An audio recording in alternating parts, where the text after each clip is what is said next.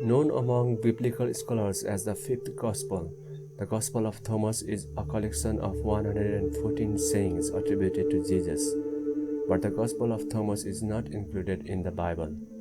Many scholars believe it to be as old as the four Gospels. Some even claim that it could be older than the Gospels. Some studies claim that the first Gospel, that is Mark, drew from the Gospel of Thomas, or Gospel of Mark and Gospel of Thomas both could have taken the sayings and stories from one common source that the scholars like to call Q.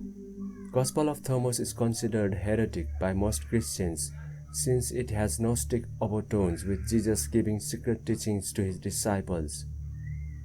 It focuses more on gnosis, that is wisdom, and direct experience as path to the realization of the ultimate truth, God, salvation, eternal life, whereas mainstream Christianity focuses on believing in Jesus Christ as the Redeemer of our souls.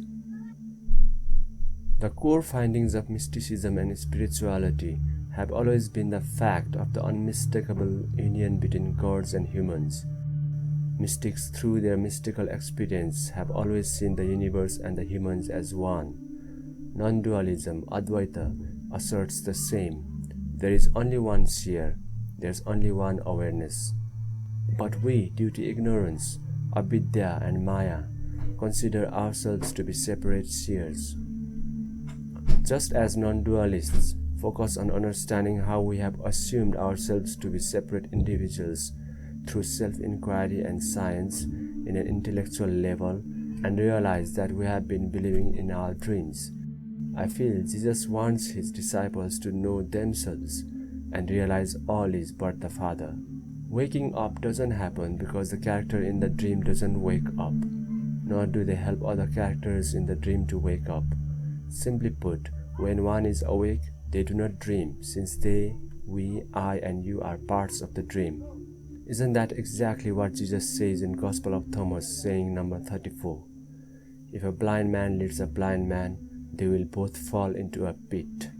And his confidence when he says in Gospel of Thomas, verse 17, I shall give you what no eye has seen, and what no ear has heard, and what no hand has touched, and what has never occurred to the human mind. He was trying to give the gift of non-dual nothingness, which his family couldn't understand, and thus called him mad.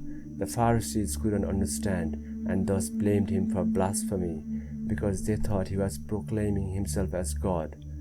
His disciples couldn't understand, and kept asking whether they need to fast, hold the Sabbath, or who he actually was. And the gospel writers couldn't understand, and thus created a mythical religion, where God sent his Son so that people believe in him, which eventually would help to get rid of all their sorrows, and that is where the real message of Jesus, seen in the Gospels and other non-canonical Gospels, got lost.